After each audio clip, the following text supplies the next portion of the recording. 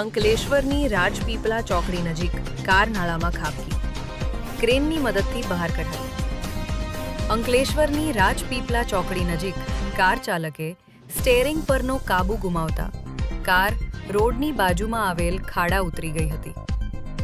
કારને mini crane મારફતે બહાર કાઢવામાં આવી હતી। અંકલેશ્વરની રાજપીપળા ચોકડી નજીક આવેલ સદાનંદ હોટલ પાસે એક કાર અચાનક નાળામાં ખાબકી જવાની ઘટના સામે આવી છે।